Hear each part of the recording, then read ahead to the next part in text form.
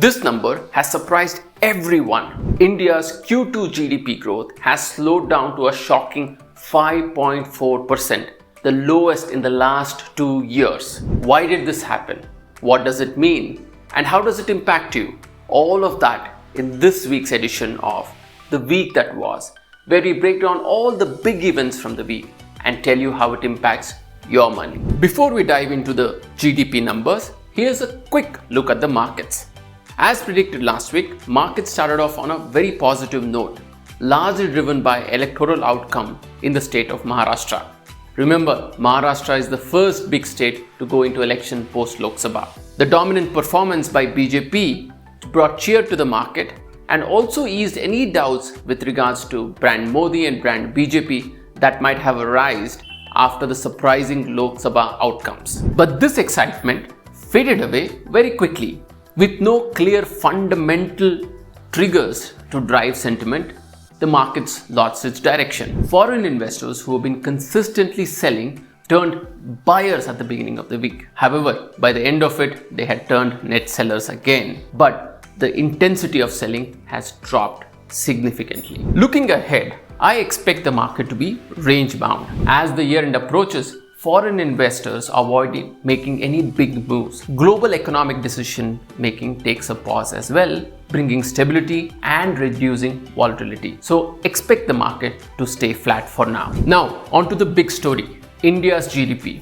India's Q2 GDP, which is a critical indicator of India's economic activity and growth, has slowed down to 5.4%. This is a 2-year low. This number is significantly lower than the market expectations, which stood at 6.7%, and lower than RBI's own projection at 7%. Here's a quick sectoral breakdown. Manufacturing, which is considered by many as a next power engine for this economy, the growth has dropped to just 2.2% compared to 14.4% last year for the same quarter. Mining has dropped down to 0.1% from 11% last year. Construction grew only by 7.6% as against to 13.4% last year. Urban consumption has taken a significant hit due to vegetable inflation, higher cost of borrowing, and stagnant wage growth. The pickup in government spending has provided some relief, although this number is significantly lower than what it was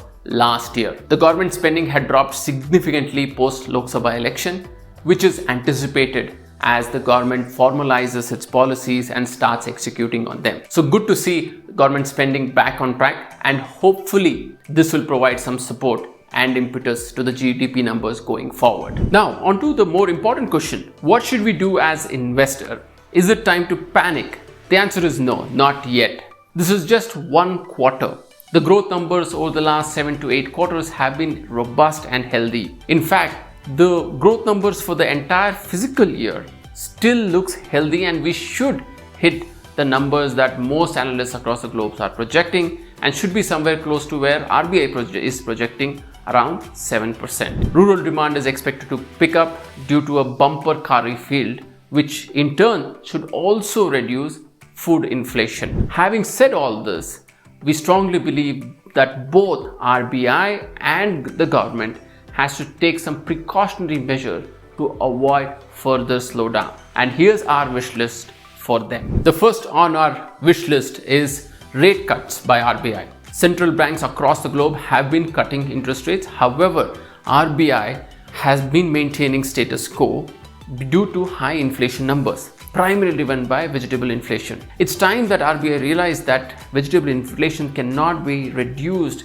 by fiscal policy. Vegetable inflation is primarily driven by erratic weather conditions, lack of storage, inefficient transportation, which are not controlled by RBI or RBI's fiscal policy. I think it's time that RBI considered an interest rate cut to reduce the cost of borrowing for both corporates and individuals.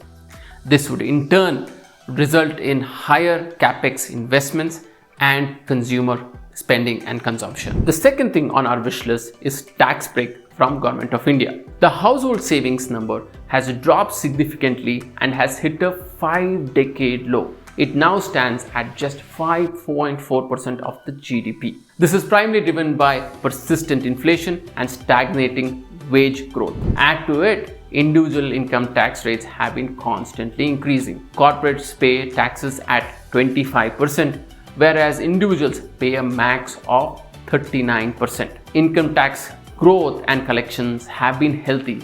I think it's a good time to give taxpayers a good break. This dip in GDP should be a wake-up call for decisive action to sustain growth.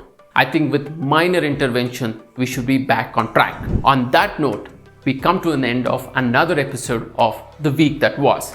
If you have gotten this far, don't forget to like, subscribe, and share. If there are topics that you would like us to cover, do write to us or leave a comment below. Standard disclaimers. This is not investment advice. Views are personal. I or customers of Fabits might have investments in the assets discussed in this episode. Always remember, investing in markets are subject to market risk. Please read necessary documents before investing. See you next week.